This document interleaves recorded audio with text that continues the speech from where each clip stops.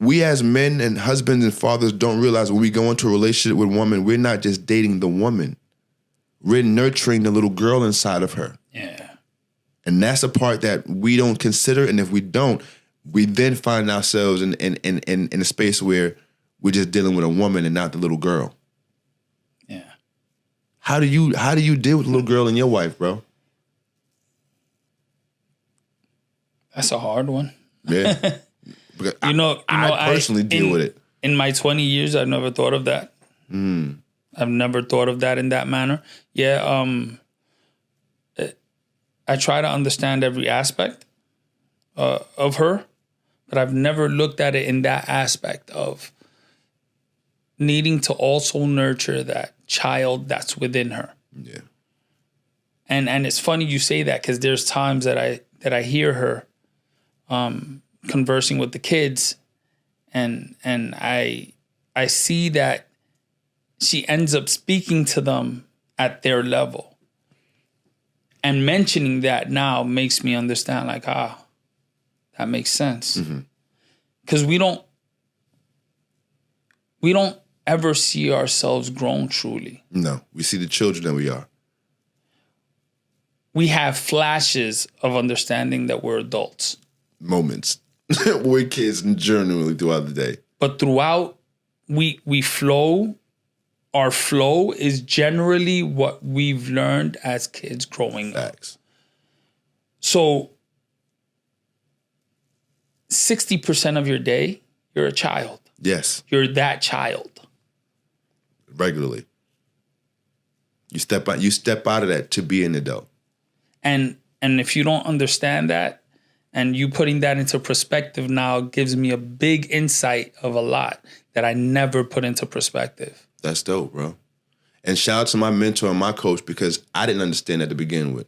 So, and the reason I asked you that question is because I say, how do you do it? Because I need new ways to learn, to figure out mine as well. So the way it came about to me was that I told my coach one day, I just don't understand things about my wife, and she pisses me off. Like, she always pissing me off, right? That was the statement I made to him. And he says to me, he goes, what pisses you off is what you don't understand. And I was like, oh yeah, I could. That seems about right. But I understand that. Right. Give me some more information. Help me out a little bit more. But he would begin to explain to me is that we all show up where we are based upon what we've been through, and what we put forth is the version of us that we want people to see. The only ones who see the other version are the people that see us when we're not consciously trying to hide it. And who sees that? The person you're intimate with, the only person that's with you 24, the majority of your day, the one you're intimate with. She sees that, he sees that. So the boy inside of you, if she really wants to nurture you, and she really wants to hold you down, and she really wants to get intimate with you, she has to find out about that little boy. She has to find out about what hurt him, what he's scared of. Because once she finds out that, she has the power now to what? Nurture that baby boy. Help him, bring him up to speed. Because the real problem with us, most of us men, is that our age doesn't match our EQ, which is our emotional quotient, our emotional intelligence. It doesn't match. Most of us are in our 40s, but emotionally, we're like 12 when we were no longer able to cry anymore.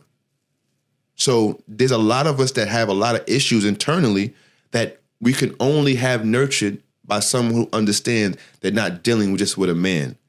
They're dealing with a hurt boy. And same thing vice versa for women. Because my woman, understanding my wife was, the first understanding was that she was scared of me leaving her because her real father left. So she would always ask me, don't leave. How long before you come back? And it would piss me off at first. Girl, I'm coming back. Why you keep asking me that? Yeah. Because as a man to woman, it's, girl, what's your problem? But man talking to that little girl, why are you like that? What happened? What makes you think that I'm not coming back? So, and tie us all together, it was like, when I shot myself is when I really knew that I had a strong hold on a little girl and my wife. So I shot myself that night, and the EMTs came. And when they got there, I said something that probably really scared her because I got cold. Like, I shot myself, and by the time the EMTs came, which wasn't long, I had blood out of a significant amount of blood that came out. So my body temperature dropped. So I was like, I said it out loud, like, damn, I'm getting cold. And my wife's panicking mind, oh my God, he's dying. He's dying. You know what I'm saying? And like, oh my God. So now the EMTs told me to get up because I was on my couch and I had to walk to they were trying to carry me to the stretcher. But in my mind, if I let them carry me to the stretcher, she's going to be even more panicked. So I could feel my leg. I can still put pressure on it. Let me walk to the stretcher.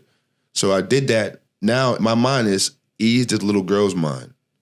So as they about to roll me out of the apartment, I said, hold on, y'all. Because I looked over my shoulder and she was crying. I said, baby girl, come here. I said, baby girl on purpose. Come here. Look me in my eyes. I'm coming home. I'll be back. You don't have to worry. I'm coming back through this door. And just that alone was enough for her to be like, okay. Of course, she was a little nerve-wracked the whole time I was going, but I knew the little girl inside of her was at ease. Even though the woman was a little helter-skelter, she was at ease. And when I came home, the relief on her was like, okay, now you can be at rest. And the whole woman was at rest. So that was a time where I realized as long as I'm considerate and I pay attention to the little girl, I can deal with the woman.